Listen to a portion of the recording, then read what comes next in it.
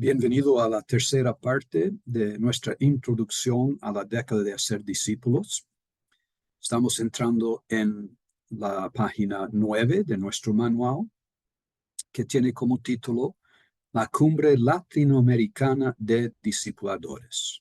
Queremos introducir la cumbre de dos ángulos. En primer lugar, las malas noticias, seguido por las buenas noticias.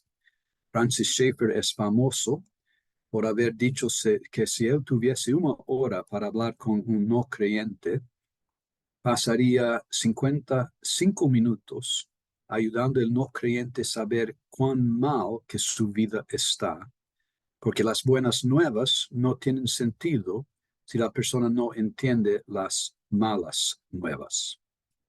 En ese mismo espíritu, en la página 9, estoy entrando primero en las malas noticias. Recientemente se publicó un nuevo libro en los Estados Unidos, The Great Dechurching, que podría ser traducido como La Gran Desiglesiamiento o Desintegración de la Iglesia. El subtítulo, ¿Quiénes se van? ¿Por qué se van? ¿Y qué se necesita para traerlos de regreso? Los autores se basan en el censo 2020 para decir que en los Estados Unidos 40 millones de miembros salieron de la iglesia en los últimos 25 años. En la verdad es más de 40 millones porque es el total que la membresía cayó. Sin duda hubo nuevos miembros llegando, pero a pesar de esos nuevos miembros, el total bajó por 40 millones en 25 años. Continuando en la página 9, la mayoría de las iglesias en América Latina perdieron entre 20 y 80% de sus miembros por el COVID. Y la mayoría de estas personas no volvieron. Vea el siguiente cálculo. Población de América Latina 2020, 652 millones, según los mejores censos y estadísticas que tenemos. Evangélicos en 2020, 20% de la población, es decir, 130 millones. Si perdimos un promedio de 30%, entre 20 y 80%, estoy pegando el número 30 para hacer una estimativa. Si perdimos un promedio de 30% de nuestros miembros por el COVID, perdimos 39 millones de miembros en 3 años. El gran desiglesiamiento en los Estados Unidos es 40 millones en 25 años. Es probable que para nosotros es 39 millones en 3 años. La frase que sigue, quien tiene oídos que oiga, es algo que Jesús hablaba con cierta frecuencia cuanto a ciertas parábolas, especialmente la parábola del sembrador. Es un clamor. Uno de los evangelios hasta dice, levantó la voz y dijo, ¿quién tiene oídos que oiga? Un cierto tipo de desespero santo, un cierto tipo de sentir, tienen que oír, tienen que pegar esto es asunto de vida y muerte. Ahora acelera el video para el libro de Apocalipsis, capítulos 2 y 3. Para cada iglesia 7 veces se repite esta frase, ¿quién tiene oídos que oiga? Y se repite hoy para ti, especialmente si eres pastor de una iglesia, porque esas cartas son escritas al ángel de la iglesia, que la mayoría entienden ser el pastor de la iglesia, el responsable por la vida de la iglesia. Oiga las palabras de Pablo para los creyentes de Éfeso, esa gran iglesia. Despiértate tú que duermes. Levántate de los muertos y Cristo te dará luz. Mi último de 5 depresiones fue en 2019,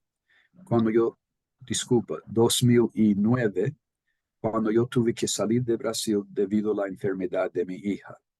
Yo entré en depresión porque estaba perdiendo mi equipo, mi llamado, mi ministerio, mi razón de ser.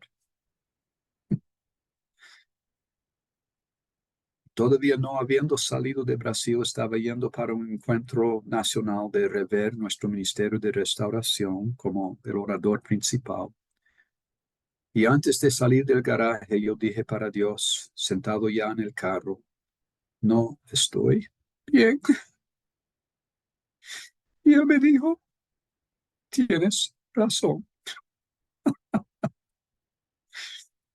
Y en los próximos 5 minutos me mostró que yo era idólatra, misionero, cepao, idólatra, porque había puesto mi ministerio acima de Cristo, que yo no podría ser feliz si no estaba en Brasil haciendo mi ministerio. Y ese año todo Dios me dio este versículo como mi versículo del año. A cada año pido un versículo o dos de Dios. Efesios 5:14 fue mi versículo y demoró 10 meses hasta octubre para yo percibir cuán mal que yo estaba y yo me despertar y me comenzar a levantar de los muertos. En momentos de crisis y calamidad nos agarramos de la promesa de que Jesús edificará su iglesia y las puertas de Hades no prevalecerán contra ella. Sabemos que fuerzas externas a la iglesia como el COVID nunca la destruirán. Pero como digo en mi carta abierta para pastores y iglesias, y hay un enlace en varios casos aquí para tú poder ver esos documentos, esas palabras proféticas. Hay 3 tsunamis internos que asolan la iglesia latina que ya comentamos en nuestra sesión anterior. La pérdida de nuestros jóvenes, que es otro documento. En muchos casos, la pérdida de nuestra voz evangélica a politizarnos, que está en esa carta. Y la pérdida de pastores a través de agotamiento, depresión y salida del ministerio. Como ya dije, enfrentamos la seria posibilidad de que Jueces 2:10 se vuelva a repetir en nuestro continente. Vea este mensaje discipular o morir, donde entro en una exegesis de que si Jueces 2:10 dijo eso, ¿qué es? ¿Dónde estaban las semillas en Josué 24, ese capítulo de gran victoria? Indicó 6 semillas de fracaso y falla y derrota que llevaron a Jueces 2:10. Y después paso a comentar sobre Apocalipsis 2 y 3. La primera vez que pensamos seriamente en esto, la posibilidad de la iglesia morir, nos asustamos. Pero después de unos días o semanas se torna una noticia vieja y continuamos sin cambios significativos. Dios me habló de nuevo en estos 2 últimos días. David, no desiste de hablar de esto. Puede haber personas todavía durmiendo, todavía semi-muertos, pero no desistes de estas malas noticias, porque las iglesias nunca van a cambiar de forma significativa si no abrazan estas malas noticias. Pocos perciben que el contexto de la promesa de que las puertas de Hades no prevalecerán contra la iglesia incluye 2 condiciones. Nuestro pastor en mi iglesia predicó sobre esto un año atrás y me asustó tremendamente. Nunca una vez en la vida oí nadie decir que esa promesa tiene condiciones. Todos usamos esa promesa con mayor alegría y alivio y fuerza diciendo, y podemos continuar como estamos. No es verdad. Hay 2 condiciones, uno en el mismo párrafo y uno en el párrafo siguiente. Primero, una comunidad que confiesa que Jesús es el Hijo de Dios y su Señor, que realmente vive el señorío y la presencia de Jesús. Y eso no es tan común como debería ser. Una de las cosas que más faltamos en nuestras iglesias es el ADN del Evangelio del Reino de Dios. Los creyentes que tenemos en nuestras iglesias son el producto del Evangelio que predicamos. Creyentes débiles, tibios, sin ser verdaderos discípulos, es porque nuestro Evangelio es tíbido, sin fuerza, sin declarar el ADN del reino de Dios. No es el Evangelio del reino de Dios que Jesús vino predicando junto con Juan el Bautista. Entonces, la primera condición es mayor de lo que pensamos. Tenemos que reexaminar nuestro Evangelio que predicamos. Segunda condición, una comunidad de verdaderos discípulos dispuestos a sufrir y morir por Jesús. Ustedes recuerdan que Jesús comenzó a hablar de eso. Pedro dijo, no hablas de eso, eso es terrible.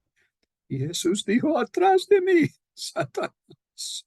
Y dijo, si alguien quiere ser mi seguidor, hay tres condiciones. Negar a sí mismo, tomar su cruz y me seguir. Si no somos una comunidad de verdaderos discípulos, no tenemos ninguna razón para pensar que las puertas de Hades no prevalecerán contra nosotros. Lo que está escrito aquí, esta parte encima, es parte de un blog del dppastores.com que está incluido en su íntegra en el apéndice 5, que puedes ver más detalles después. Estamos en una encrucijada histórica, un kairos. Esa palabra encrucijada es muy apropiada porque se puede tomar la dirección errada o la dirección que cambia la historia. La mayoría de iglesias ya están en la dirección errada. Están en una gran caída, gran desiglesiamiento.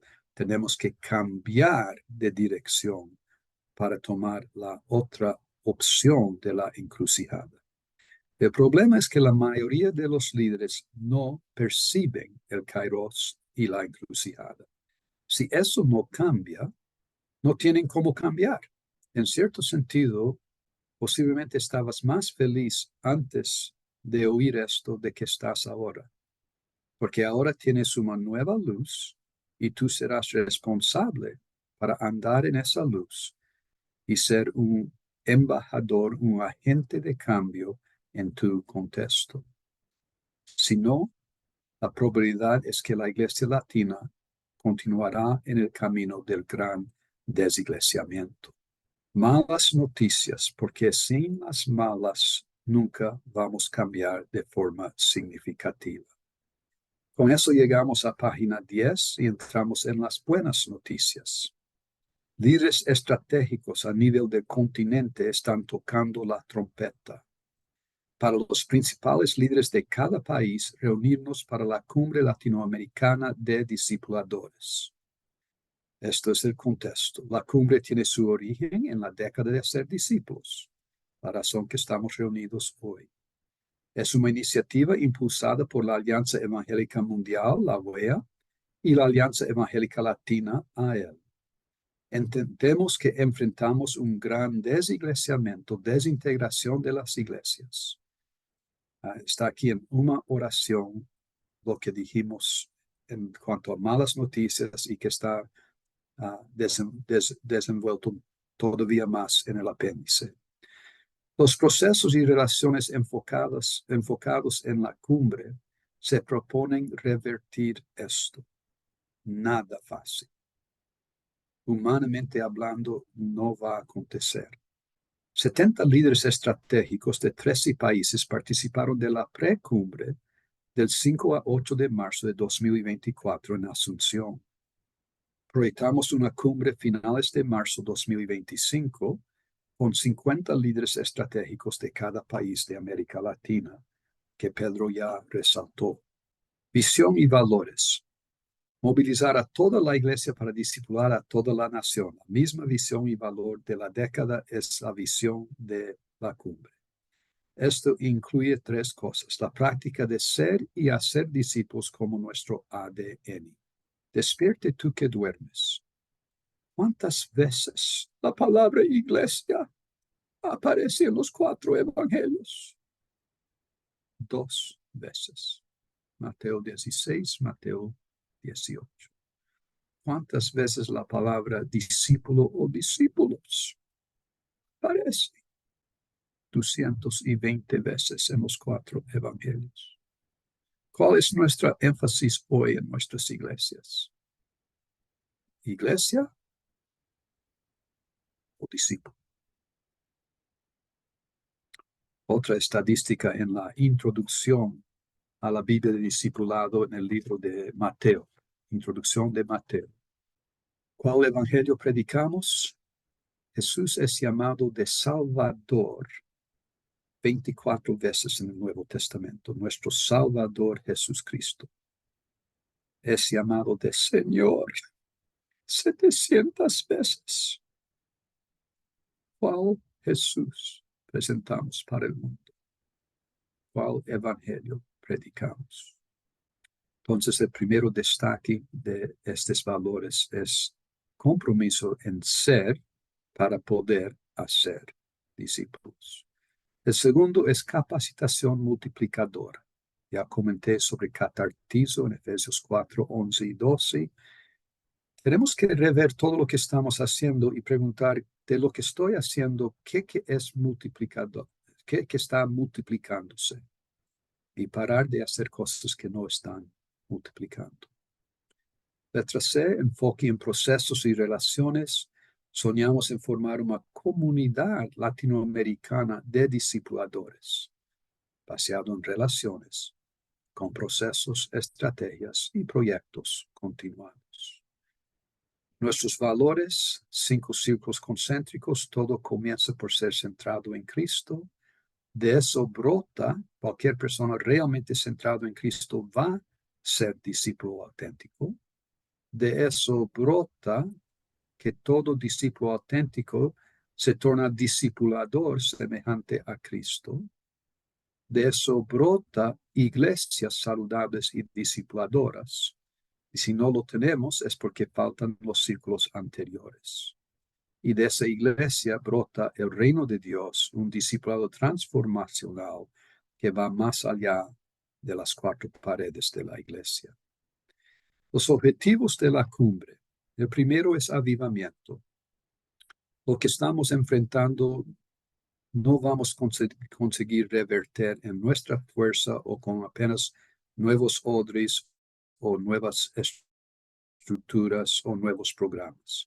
Tenemos que tener un profundo derramar del Espíritu, establecer una cultura y estilo de vida de avivamiento que comienza contigo y conmigo de forma individual para llegar a nuestras iglesias, para impulsar de forma contagiosa un crecimiento continuo más allá de la cumbre.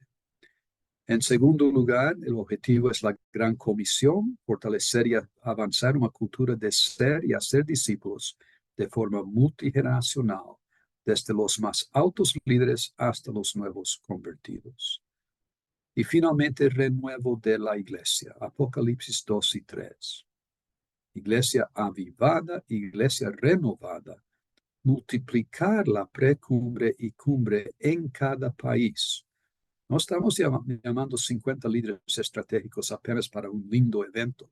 Estamos los llamando para pegar la semilla y volver para su país y recrear el proceso de precumbre y cumbre para así en ese país revertir el cuadro de la caída de la iglesia y levantar múltiples movimientos de pastores e iglesias saludables discipuladoras. Pedro, inciso 4. Vamos con el número 4. 5 grupos estratégicos o grupos objetivos. Y estamos avanzando en la formación de equipos nacionales para la cumbre. Y si ya están en la formación de equipos, les animo a que puedan designar a una persona en particular para ir detrás de cada uno de estos que vamos a mencionar a continuación. También esos documentos están para enviar a cada país, a cada líder, co-líder, si ya tienen en el país, por lo menos en forma interina, un líder y un co-líder están para estar trabajando en estas áreas. Queremos alcanzar o enfocarnos en líderes denominacionales, tanto continentales como nacionales. Un ejemplo es el trabajo que ya estamos haciendo con Ricardo Castillo de Costa Rica, pero él es el líder continental de las Asambleas de Dios y estamos caminando con él. Ya a partir de allí, a nivel del continente, también alcanzar a través de él. Pero no obstante, están los líderes de denominaciones a nivel nacional, que sería nuestro primer enfoque a nivel país.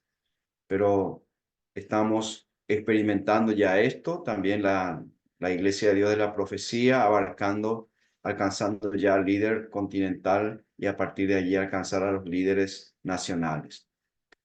Líderes de ministerio de discipulado, tanto continentales y nacionales, especialmente incluyendo un enfoque en las nuevas generaciones. Los líderes de ministerios también, ya comenzando en ese encuentro que fue en la Asunción en marzo pasado, estábamos ya teníamos con nosotros líderes continentales del ministerio de discipulado como el ministerio Aguana y otros que compartieron con nosotros y estuvimos soñando juntos. Entonces, enfocarnos en estos líderes, pero al mismo tiempo que estos líderes puedan designar a sus líderes nacionales para conformar y trabajar juntos en pos de esta cumbre. Líderes de alianzas evangélicas, sea continentales, también nacionales, con enfoque en los líderes y comisiones con llamado a ser discípulos. En ese sentido, la Alianza Evangélica Latina tenemos como objetivo invitar y llegar a todos los líderes de las alianzas y al mismo tiempo estar trabajando con Juan Cruz, que es el presidente de la Alianza Evangélica Latina actualmente, y Jonathan Proietti, que es el director ejecutivo, y estamos caminando juntos de manos dadas con ellos para a partir de ellos también promover y dar ese camino abierto o promoción abierta para llegar a los líderes de las alianzas nacionales. Y soñamos que los presidentes de las alianzas nacionales puedan estar con nosotros también en la cumbre y para ellos podemos estar conectados con ellos a través de una persona estratégica que pueda llegar hasta ellos. Empresarios del reino, ayudando a financiar el movimiento en su país. Estamos trabajando también con levantar nuestros propios sostenedores o los que puedan apoyar financieramente el movimiento y queremos el movimiento de la década de hacer discípulos y entonces también queremos alcanzar a los empresarios del reino y por qué no también aún los que todavía no están en el camino del Señor, poder también inclusive alcanzar a ellos. Y las megas iglesias que son también potenciales en cuanto a aportar y si alcanzamos una mega iglesia y ganamos para la visión de la década de hacer discípulos también puede contribuir en gran manera para el desarrollo y para el avance de la visión tanto dentro del país como también a nivel del continente. Entonces, este es el desafío en cuanto a dónde nos enfocamos para esta cumbre del próximo año. David. Gracias, Pedro. Envié para el grupo WhatsApp nuestro aquí una lista de líderes y co-líderes de cada país, de los 21 países que están conectados a él. Si tú quieres saber más sobre qué está aconteciendo en tu país, puedes ir atrás de más informaciones sobre ese líder o co-líder. Y si estás en un país que no tiene líder o co-líder, puedes nos ayudar procurando descubrir quién puede, por lo menos de forma interina, ser esa persona. Continuando para cerrar, nuestro sueño, que 50 líderes estratégicos de cada país, representativos de los grupos indicados arriba, y líderes de movimientos participen en la cumbre. Más específicamente, queremos 25 duplas, compuestas por un líder y un co-líder de cada denominación, cada ministerio de discipulado y cada alianza evangélica. Entendemos que dos son mucho mejor que uno. Uno solito casi nunca hace mucho. Pensamos en un líder con convocatoria y autoridad y un co-líder especialista en hacer discípulos, que traduce la visión de forma práctica. La cumbre será una vitrina de ministerios de discipulado, ofreciendo talleres opcionales de 8 horas, un día antes o un día después de la cumbre. Las fechas todavía a confirmar porque depende del centro de convenciones que no tiene esta fecha abierta en el caso de Bogotá, pero será o esta fecha en Asunción o será la semana anterior en Bogotá. Más informaciones sobre la cumbre con Luz Marina.